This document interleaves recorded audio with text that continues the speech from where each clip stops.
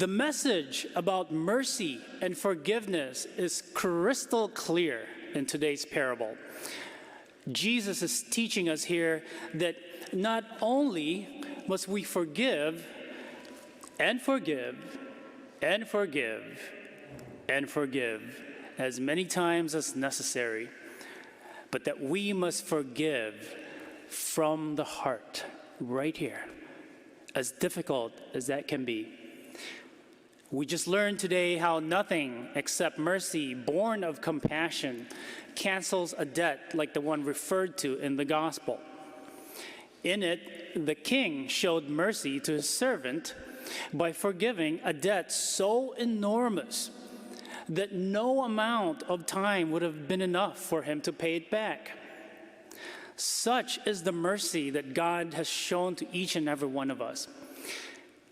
But then that servant goes out and demands repayment from another servant who owes him much less money. He shows absolutely no mercy to his fellow servant, which disturbed all the other servants. So where's the justice there? There is no justice there in that incident. And so our sense of justice is also challenged. Which leads me to another dimension of this parable that is often overlooked. I'm talking about the sense of entitlement. So let's rewind a little bit to the story. Weren't you disgusted by the hypocrisy of the unforgiving servant?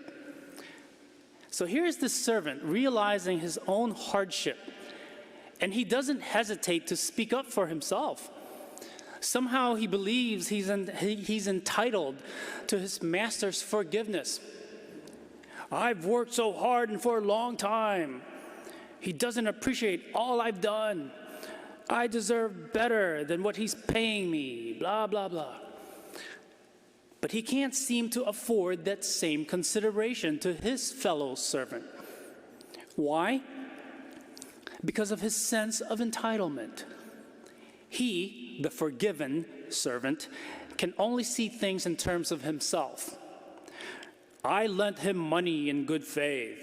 I need that money for my family and I want it now. He can't take advantage of me. I have my rights. Don't we sound like that sometimes?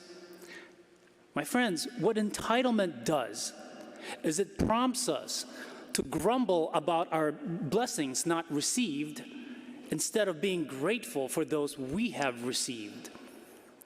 Its bedfellow is the deadly sin of pride, and it keeps us from knowing Christ. That inability to see beyond ourselves and our own needs is the heart of sin. The attitude that I come first, I should get what I want and when I want it, the world begins and ends with me, that is the antithesis of the attitude of Jesus. Boys and girls, that means it's the opposite. It's quite the opposite of the attitude of Jesus Christ. The very same Jesus that we profess to follow. So boys and girls and everyone here, may today's Lenten gospel make us stop and check our attitude of entitlement and gratefully cede our place at the front of the line to someone else in need of our support and our forgiveness. And as we come to the Eucharistic table, pray that the grace of this sacrament help us grow in appreciation of the mercy that God continues to shower upon us. Thank you for joining us for this celebration of the Mass. This virtual Mass is broadcast to hundreds of people every day of the week. Over 100 years ago, the very first celebrations of the Mass took place on the second floor of the Glenview Public House. It's been inconceivable that 100 years later, we would be reaching so many people all over the world through this technology. If you'd like to support the ongoing broadcasts of OLPH's Masses, please go to our website, go to Give Central, and you'll be able to support the ongoing outreach of this virtual ministry.